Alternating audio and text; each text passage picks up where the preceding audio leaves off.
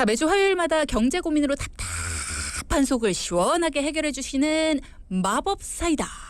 우린 이런 사이다. 봉섭이 전문가 나와 계십니다. 안녕하세요. 안녕하세요. 마법사이다 봉섭이입니다. 자, 무더위를 좀 이겨낼 수 있는 좀 속 시원한 얘기 부탁드리면서 오늘 주제는 어떤 겁니까? 네, 생활하다 보면 각 분야별로 정말 다양한 정보가 쏟아지곤 하는데요. 사실 관심을 갖고 알아보지 않으면 제대로 몰라서 혜택을 못 받고 지나치기도 합니다. 오늘은 그런 정보 중에서 하나로 제2의 건강보험인 실손의료보험을 해지하지 않고 납입을 중단할 수 있는 제도가 있어서요. 소개해드리려고 합니다.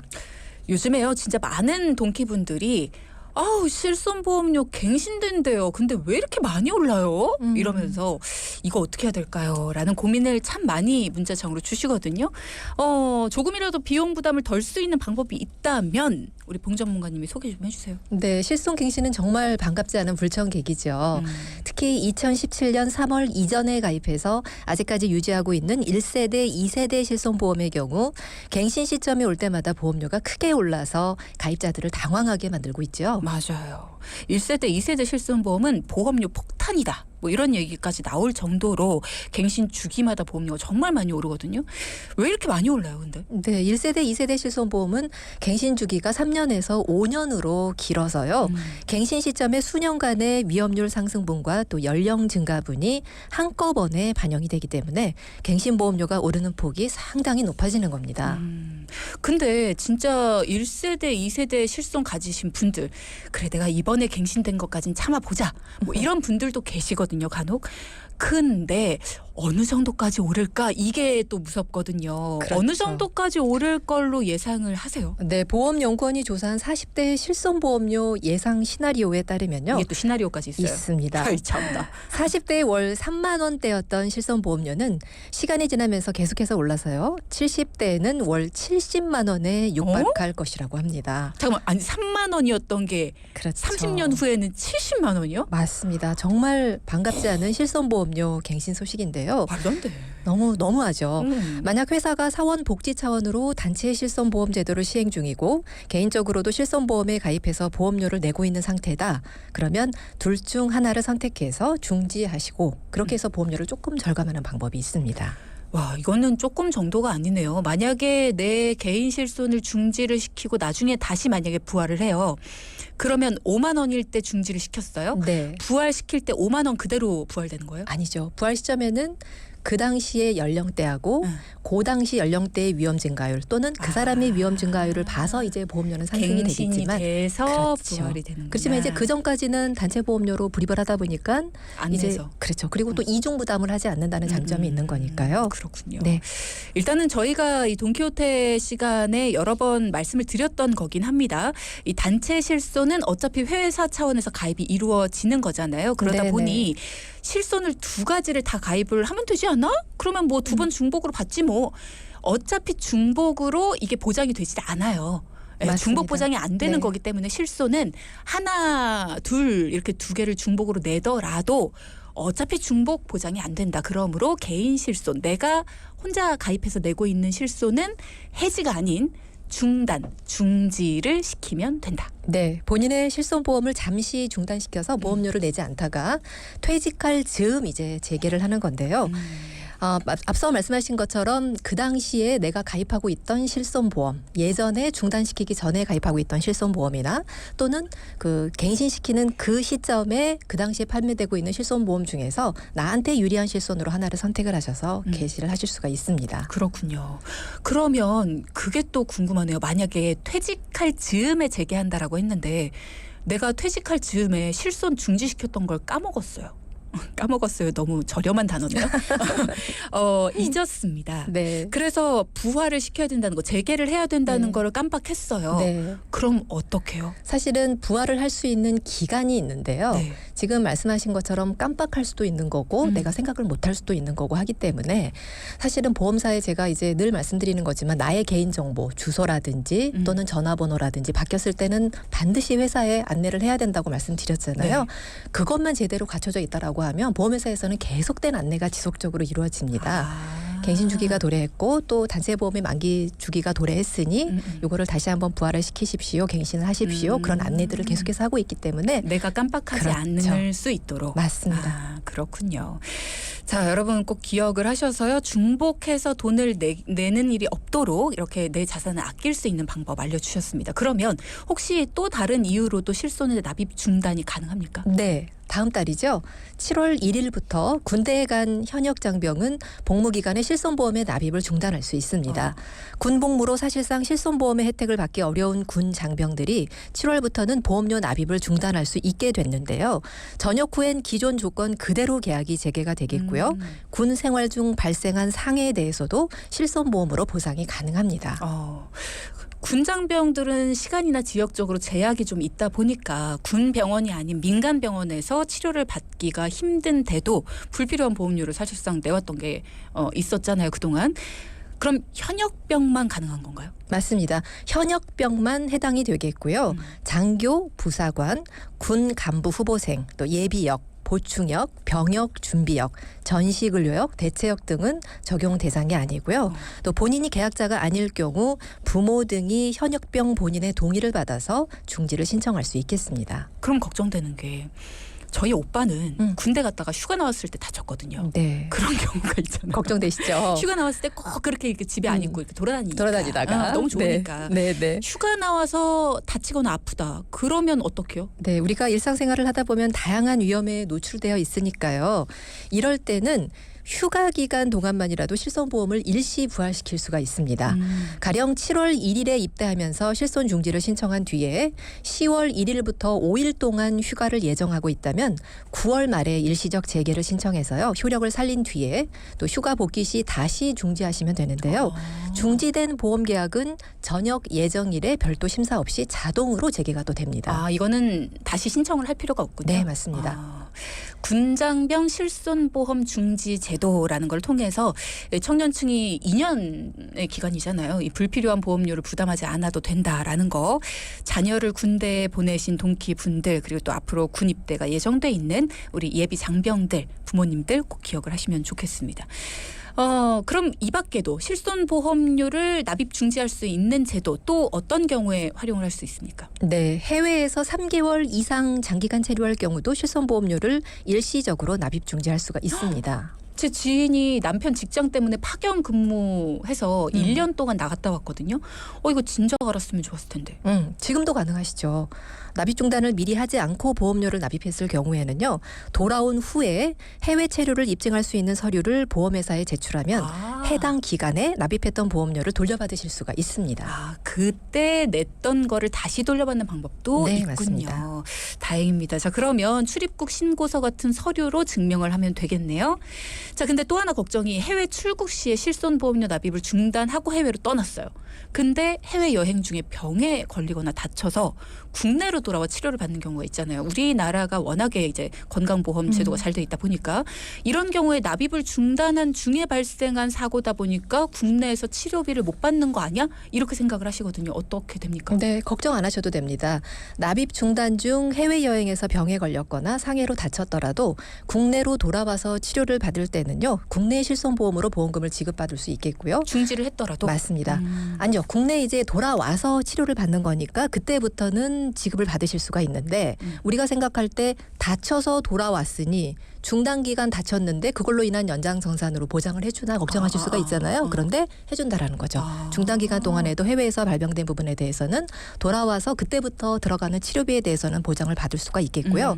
다만 해외 의료기관에서 발생한 의료비에 대해서는 국내 실손보험이 보장을 해주지 않는데요.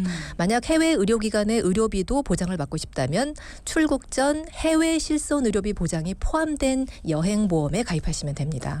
그렇군요. 자, 다시 한번 정리해 드리겠습니다. 실손보험료 납입 중지 제도, 단체 보험과 개인 실손 이렇게 중복으로 가입이 되어 있을 경우에 둘 중 하나를 납입 중지할 때 사용을 할 수가 있습니다. 7월 1일부터는 군에 입대하게 됐을 때 제대 시까지 실손 납입 중지를 할 수 있다는 거. 그리고 3개월 이상 해외에 체류할 때에도 실손 납입을 중지할 수가 있습니다. 기억을 해 두시면 도움이 될 수 있겠습니다. 있겠네요.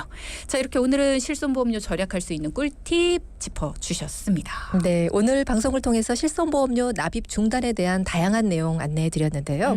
납입 중단에 대한 상황이 발생했을 때 가입하고 계신 보험사의 콜센터를 통해서 문의 후에 적절한 안내를 받으시는 게 좋겠습니다. 네, 콜센터 상담원 같았어요 방금. 콜센터 목소리가 그만큼 전화주시면 좋다는 되겠습니다. 말씀이시죠? 네, 그럼요. 자, 그럼 이번에는 봉선미 전문가가 직접 고민이 있으신 가정을 찾아가서 어떤 고민이 있으세요? 고민 해결해 드릴게요. 가정경제 상담하고 돌아오셨거든요. 어떤 고민이 있으셨을지 그리고 또 어떻게 솔루션을 주셨을지도 지금부터 함께 들어보겠습니다. 사연부터 만나보시죠. 안녕하세요. 저는 40대 초반이고요. 남편과 함께 중고등학생을 대상으로 학원을 운영하고 있습니다. 매일 늦은 시간까지 수업을 하다 보니 9살, 7살 두 아들은 친정 어머님께서 전담해서 봐주시고 있는데요. 아침에 큰아이 학교 보내고 작은아이 등원시키고 나서 한숨 돌리면서 돈키호테를 듣고 있습니다. 저희 부부는 늦은 시간까지 고생하는 만큼 여느 가정보다는 수입이 많은 편인데요. 아이들 돌봐주시는 어머님께 드리는 생활비와 시댁 어른들께도 생활비를 드리고 있다 보니 사실상 돈이 모아지지 않습니다. 보험료도 4인 가족이 50만 원 정도 내고 있는데요. 제대로 가입되어 있기는 한 건지 혹시 보험료로 줄줄 새어가는 돈으로 시간만 보내고 있는 건 아닌지 걱정되는 마음에 용기 내어 상담 신청해 봅니다. 남편은 2년 전 전환 실손으로 실손보험은 3만 원 정도밖에 안 되는데요. 8개월 전부터 보험회사에 다니는 친구에게 가입한 암 종신 상품에 23만 원 정도를 내고 있습니다. 보장 없이 암과 사망 보장만 가능하다는데 내용에 대해 정확하게 알고 싶고요. 치아보험 2건에 5만 원 정도에서 약 31만 원 정도로 남편 보험료가 대부분을 차지하더라고요. 아이들은 각각 5만 원 정도, 제 보험은 10만 원 정도 해서 총 50만 원이 조금 넘습니다. 저희 집 보험료 제발 새어나가지 않는 돈이기를 바라는 마음으로 상담 신청 드립니다. 자, 오늘 사연의 주인공 40대 초반 학원을 운영 중이신 원장님이신데 두 아들을 키우고 계십니다. 특히 수업이 늦게까지 있다 보니까 아이 둘을 친정어머님께서 전담해서 봐주고 계시는데 마지막 말씀이 참 기억에 남네요. 제발 새어나가지 않는 네. 돈이기를 네. 이라는 말씀. 치열하게 우리가 살아가잖아요. 그러면서도 이렇게 혹시 모를 나중에 혹시라도 아프거나 다칠까봐 보험을 들어놓고 계세요. 이게 네. 새어나가는 돈은 제발 아니기를 다 같은 마음인 것 같아요. 그렇죠? 맞아요. 말씀하신 것처럼 다들 참 열심히 생활하고 계시죠. 특히 경기가 어려운 데다가 고금리, 고물가의 2중, 3중으로 힘든 현실인데요. 네. 50만 원 정도 매달 불입하는 보험료가 참 적지 않은 액수거든요. 많은 액수죠. 맞습니다. 물론 제대로 가입이 되어 있다고 한다면 필요할 때 큰 도움이 될 건데요. 그래서 그 역할을 할 수 있는 보험인지 꼼꼼하게 살펴봐드리고 또 리모델링도 해드렸습니다. 자, 앞서 3부 마무리하면서요. 사연을 소개해드렸죠. 봉선미 전문가 직접 만나서 고민을 해결해 주신 분의 이야기였는데요. 부부가 함께 학원을 운영하면서 두 아이를 친정어머님께서 돌봐주고 계신 가정이었습니다. 매달 50만 원 정도의 보험료를 불입을 하고 계셨어요. 상담을 잘해주고 왔습니다. 라고 자신 있게 말씀을 하셔서 일단 네. 마음이 놓여요. 가입 내용부터 좀 살펴보죠. 네, 우선 남편분부터 한번 말씀을 드려볼게요. 우선 실손은 3세대 전환 실손으로 잘 불입을 하고 계셨고요. 또 치아보험 5만 원에 문제는 암종신 보험이라고요. 23만 원 정도를 납입 중이셨습니다. 암종신보험은 뭐예요? 네, 이 상품은 종신보험이거든요. 사망보장이 지급이 되면서 암 진단을 받았을 때 진단금과 생활자금을 주는 상품이라는 말에 가입을 하셨다고 하는데요. 그러니까 암보험과 종신보험에 합해진 거죠. 네, 사실상 이 암 진단금을 그런데 지급하는 방법이요. 납입보험료의 90% 중 절반은 진단금으로 나머지 절반은 생활자금으로 나눠서 지급을 하고 있습니다. 현재 10개월 정도 불입을 했으니까요. 납입보험료가 230만 원이라고 가정을 했을 때 만약에 암 진단을 받는다라고 하면 230만 원의 90%인 약 200만 원 중 진단금은 100만 원이 지급이 되겠고요. 나머지 100만 원은 생활자금으로 분할 지급되는 구조를 가지고 있는 보험이었습니다. 잠깐만요. 그러면 납입보험료의 90% 중, 그러니까 내가 낸 돈에서 주는 거예요? 맞습니다. 암진단금에 대해서는 그런 거죠. 아, 납입한 보험료의 90% 중 50%는 진단금으로 일시금으로 나가고 나머지 50%는 생활자금이라는 이름으로 분할해서 또 분할 납부가 이루어지는 거죠. 아니 내가 낸 돈의 100% 주는 것도 아니고 내가 낸 돈의 90%, 10%는 우리가 갖고 우리가 관리해 주니까 10% 정도는 우리가 가지고요. 90%는 우리가 차곡차곡 쌓아뒀다가 혹시 암 걸리시면 드릴게요. 요렇게 나눠서 라는 건데 이럴 것 같으면 내 지갑에 모으지 왜 10%를 떼가면서 이건 좀 그렇다. 네, 물론 이제 지금 현재 출시되는 또 암종신보험은 100%를 드리는 암종신보험도 있습니다. 그래도 이자를 쌓아서 줘야죠. 그렇죠. 그런데 100%라고 하더라도 또 절반은 진단금으로 나가고 절반은 또 생활자금이라는 개념으로 분할해서 지급이 되는 거기 때문에 금액도 어쨌든 적죠. 많이 적어질 수밖에 없는 거죠. 그렇죠. 네, 보험금을 드린다라기보다는 보험료를 드리는 형태를 취하고 있기 그렇지. 때문에 사실은 적을 수밖에 없고요. 대부분의 암 진단금이 우리가 내는 금액보다 훨씬 더 많은 맞습니다. 금액을 진단금으로 주잖아요. 맞습니다. 네. 그런데 사실 암종신보험은 사망보장을 해주기 위해 설계된 종신보험인데요. 네. 암진단금으로 납입보험료의 일부를 돌려주면서 이후 보험료 납입면제 혜택과 또 사망보장이 다시 중복 지급된다라는 취지로 설계가 된 보험입니다. 그러다 보니 일반 사망에 대한 리스크 해지 개념으로 보험료가 당연히 비싸지죠. 왜냐하면 사망보장은 보험료를 1회 납입을 하고 만에 하나 안 좋은 일이 있을 때라도 100% 사망보장금이 나와줘야 되기 때문에 사실상 일반 암보험료하고는 책정될 때 보험료의 책정 개념이 틀린 거고요. 거기에 암진단 시 납입면제 혜택을 드리려다 보니 정작 진단금은 납입보험료의 일부로 제한을 둘 수밖에 없는 겁니다. 사실상 진단금과 사망보험금 두 마리 토끼를 잡는다라기보다는 둘 다 만족한 보장을 받기가 힘든 보험이어서 그러네요. 네. 안타까움이 컸고요. 이 보험의 대부분의 보험료가 불입이 되다 보니 사실상 뇌혈관 질환과 심혈관 질환 또 수술 보장에 대한 내용은 다른 보험으로 가입할 수가 없는 거죠. 보험료를 한정 없이 계속해서 이분이 불입을 하실 수가 없다 보니까 그렇죠. 그 속에 이제 모든 보험료가 사실은 가장 큰 범위가 속해 있는 거고요. 결국 보험을 보장받기 위한 수단으로 생각을 했을 때 실손 이외의 보험은 없는 상태다라고 말해도 과언이 아닐 정도로 아쉬운 내용이었습니다. 우리가 보험은 사실상 늘 말씀을 드리지만 안 좋은 보험은 없습니다. 우리가 그렇죠. 암에 진단이 됐을 때 뭐 생활비도 준다고 그러고 우리가 사실 돈 모으는 거 어렵잖아요. 누군가가 뭐 몇 %를 떼든지 간에 어쨌든 돈을 모아준다고 하고 암에 걸렸을 때 이렇게 돈을 내가 모아뒀던 돈을 준다. 거기다 또 돈을 돌려줬는데도 사망보장금이 어느 정도 또 나온다. 좋네 라고 생각할 수 있습니다. 근데 일단은 보험이라는 게 드는 목적 자체가 큰 돈 나갈 때를 대비해서 우리가 보험을 든다라는 바탕이 있잖아요. 그 바탕을 우리가 마련을 해두지 못한 상태로 좋네 하는 보험을 지금 들어둔 거란 말이죠. 맞습니다. 그럼 그 바탕이 없기 때문에 만약에라도 큰 돈 드는 그런 병에 걸렸을 때 돈이 없어요. 너무 허망하죠. 네, 모아두는 돈 자체가 없어요. 네. 그러니까 지금 걱정이 되시는 거란 말이죠. 맞아요. 더군다나 예. 이 가정은 사실상 어린아이들이 7살, 9살 이렇게 있다 보니까 아마도 가장의 사망보험금을 준비하고 싶으셨던 것 같아요. 그런데 이 사망보장을 준비하는 방법이 예를 들어 아이들이 커나가는 뭐 지금으로부터 한 10년 또는 15년 정도 이렇게 기간을 두고 정기보험이라는 상품을 통해서 사망보장을 가입을 하신다라고 하면 10,000원, 20,000원으로도 억대의 사망보장을 준비하실 수가 있거든요. 네.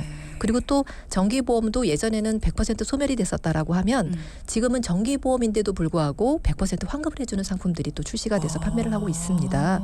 그래서 사실은 목적에 맞는 보험을 선택을 하셔야 되는 거고요. 그렇죠. 그 가성비를 따져보셔야 되는 거죠. 그렇죠. 네. 사망보장이 필요했는데 건강보험까지도 또 역할을 해준다고 하니까 가입을 만약에 하셨다면 조금 더 현명한 선택을 하실 수 있는 다양한 이 선택지들을 놓고 비교를 하셨어야 맞습니다. 되는데 네. 선택지가 너무 없지 않았나라는 생각이 드네요. 자, 그러면 일단 남편분의 보험은 약간 절망적인 상태였네요. 네, 네. 아내분과 아이들 보험도 좀 살펴보죠. 네, 우선 아내분은 실손이 포함된 2세대 통합보험에 실손과 암 그리고 뇌졸중 진단금이 포함되어 있었습니다. 다행히 진단금의 보장기간도 100세인데다가 사실 뇌졸중은 뇌혈관 질환보다는 범위가 좁지만 뇌출혈과 뇌경색을 포함하고 있었는데요. 네. 납입도 70% 정도로 진행이 되어 있었고요. 보장의 내용도 나쁘지 않았습니다. 아이들 보험은 실손이 포함된 통합보험에 암 진단금만 가입되어 있었는데요. 만기가 30년으로 짧게 이루어져 있었습니다.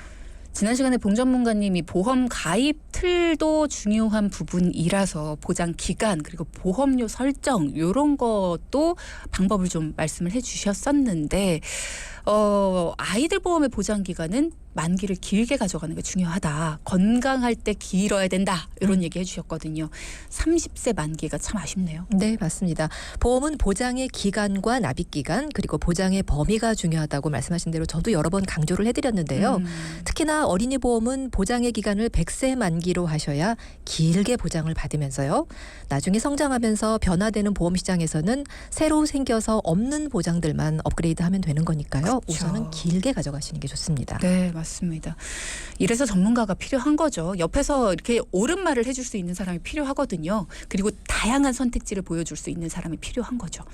자, 봉선미 전문가가 항상 강조해 주시는 것처럼 보험에 가입을 할 때는 가장 기본이 되는 원칙들이 있습니다. 우선은 실손 의료보험, 이게 제2의 국민건강보험이라고 불리죠. 요건 기본적으로 항상 생각을 해둬야 되는 거. 그다음에 진단금 보험. 왜? 요건 큰돈 나가는 병이니까. 요거는 가장 기본적으로 가지고 있어야 된다. 그 다음으로 거기에 덧붙여서 뭐 우리 가족들이 가족력이라든가 우리 엄마 아빠가 뭐 어디가 안 좋으셨다든가 뭐 이런 것들, 그리고 또 직업이나 연령, 또 내가 걱정되는 부분 뭐 이런 것들을 고려해서 내 상황에 맞게 준비하고 싶은 부분들을 거기에 이제 조금씩 블록 껴 맞추듯이 이렇게 껴 맞추면 되는 거예요.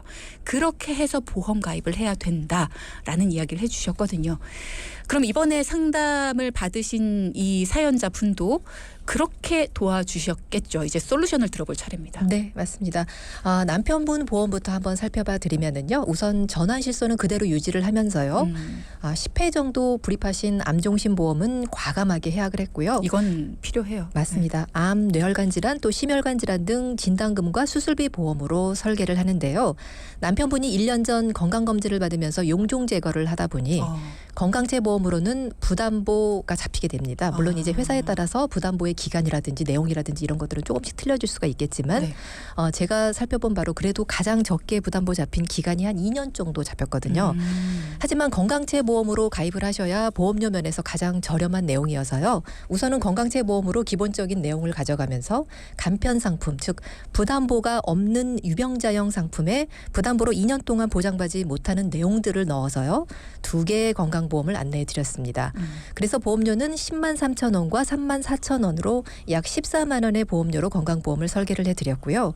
운전자 보험이 없었기 때문에 12,000원의 운전자 보험도 또 안내를 해드렸습니다. 아니 50만 원 중에 제일 많은 돈을 30몇만 원을 내고 계셨는데 운전자 보험도 없으셨어. 그래서 가장인데. 맞습니다. 못 살겠다 진짜. 네. 아니 거기에 치아 보험도 2건이나 있으셨어요. 네. 이건 도대체 뭐예요 이게? 네, 치아 보험은 딱히 치료받을 치아가 없는데도 1년이면 총 60만 원의 보험료가 지출이 되면서 아이고. 그간 3년 동안 200만 원 가까운 돈이 줄줄 새어나가고 있었습니다. 우선 납입을 중단한 상태에서 치과 진료를 통해서 치료할 부분이 있는지 점검을 받도록 했는데요. 네. 정리하면 30만 원 정도 불입하던 남편분의 보험료가 한 18만 원 정도로 줄어들었고요. 그러면서 보장의 범위와 내용은 더 탄탄해졌습니다. 잘하셨어요. 지금 눈으로 나 잘했지? 칭찬받고 싶어요. 그런 눈으로 쳐다보셨어요. 잘하셨습니다. 네. 보험료는 줄이고요. 보장은 더 탄탄하게. 그리고 제가 제일 좋은 게 그런 거예요. 이걸로도 충분한데 그 이상으로 낭비를 하고 계셨던 분들한테 따끔하게 요거면 돼요. 이렇게 해주고 오셨거든요. 잘하셨어요.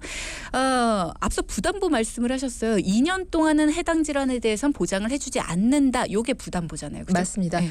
유병자 보험인 간편보험에서는 용종 제거 수술은 대부분 예외 질환이 되면서 고지하고 가입하면 문제가 되지 않는데요. 말씀하신 것처럼 부담보라는 건 담보하지 않겠다는 거거든요. 건강제 보험은 수술 후 경과 기간에 따라서 부담보가 잡히는 경우가 있습니다. 그래서 간편보험과 중복 설계를 하면 부담보 기간에는 간편보험으로 보장이 이루어져서요. 부담보 기간에는 간편보험으로 보장을 받고 또 부담보 기간이 끝나면 간편보험 그리고 건강보험 양쪽에서 중복 보장을 받는 구조로 설계를 하면 되겠고요.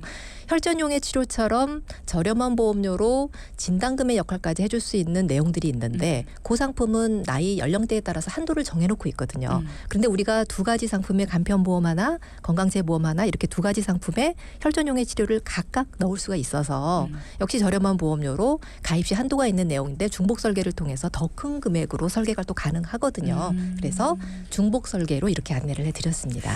전문가가 이렇게 정리정돈을 해준 증권하고 내가 그동안 가지고 있던 증권하고 이렇게 비교를 해보면요. 가장 크게 달라지는 게 어떤 거냐면 중복으로 가져가는 특약들이 있어요. 양쪽 다 있습니다. 근데 전문가가 정리정돈을 해준 증권에서는 중복으로 가져가는 특약이 어떤 것들이냐면 굉장히 저렴해요. 내가 내는 돈이 몇백 원 혹은 몇십 원 그렇게밖에 안 합니다. 근데 혹시라도 이게 해당이 됐을 때 굉장히 많은 돈을 받을 수 있는 그리고 사람들이 쉽게 또 도움을 받게 되는 그런 특약들이에요. 근데 내가 기존에 가지고 있던 것들 오랜 기간 뭔지도 모르고 돈만 내왔던 그런 것 중에 중복되는 거 어떤 게 있냐면요. 중복으로 보장이 안 되는 것들 그럼에도 불구하고 내가 가지고 있던 것들 이런 것들이 꽤 많이 있습니다. 물론 모든 게 다 그렇진 않아요. 그렇지만 그런 것들이 있다라는 겁니다. 한번 살펴보는 게 필요하다. 다시 한번 말씀드리고요. 아내분과 아이들 보험은 또 어떻게 바뀌었을까요? 네, 우선 아내분은 실손이 포함된 통합보험을 그대로 유지하면서 입원 특약 등 말씀하신 대로 가성비가 떨어지는 특약들이 있거든요. 그런 특약들은 부분해약을 통해서 보험료를 3만 원 정도 줄여서요. 그 금액으로 범위가 뇌졸중으로 좁았던 부분에 뇌혈관 질환 진단금과 혈전용의 치료비 그리고 심혈관 질환의 진단금과 인공관절 진단금까지 안내해 드렸습니다. 그리고 아이들은 30세의 실손까지도 만기가 끝나는 상품으로 가입되어 있어서요. 우선 실손은 4세대로 전환한 후에 건강보험은 20년나 100세 만기 상품으로 진단금과 수술비에 대한 설계를 각각 6만 원에 안내해 드렸습니다. 아내분과 아이들 보험은 보험료가 줄어들진 않았어요. 워낙에 적게 가입을 하고 계셔서. 근데 보장의 내용과 보장의 기간을 확실하게 넓혀 주셨습니다. 애들 100세 만기로 늘려주셨고요. 가족의 총 납입 보험료도 51만 원에서 40만 원으로 줄어들면서 매달 11만 원 정도의 여유가 생겼습니다. 네. 자, 요걸로 이제 그동안 못했던 거 이제 하셔야죠. 요걸로 저축도 하시고 노후 대비도 이제 좀 준비를 하시고 매달 고정 지출액인 보험료를 줄이잖아요. 그러면 부담이 일단 훨씬 가뿐해집니다. 그리고 무엇보다도 꼭 필요한 내용으로 설계가 되다 보니까 이제 앞으로 내가 불안할 일이 없는 거예요. 병원에 갈 일이 혹시라도 생기더라도. 오늘의 포인트 짚어보겠습니다. 첫째, 실손 의료보험은 납입 중단 기능을 가지고 있습니다. 직장의 단체보험과 이중으로 가입되어 있을 때 또 군 복무 중인 장병들 그리고 3개월 이상 해외 체류 시 반드시 실손 납입 중단 기능을 적극적으로 활용하셔서 보험료 절감하시기 바랍니다. 둘째, 건강보험은 예기치 못한 질병으로 내 삶이 흔들릴 때 큰 도움을 받을 수 있습니다. 그러기 위해서는 보장의 범위와 보장의 내용 꼭 점검하시기 바랍니다. 네, 수고하셨습니다. 감사합니다. 방송 중에 상담해 드리는 내용은요. 청취자 여러분의 올바른 투자 판단을 위해 참고로 드리는 말씀입니다. 금융상품 가입이나 해지 같은 판단은요. 스스로의 책임으로 결정하셔야 한다는 점 꼭 기억하시기 바랍니다.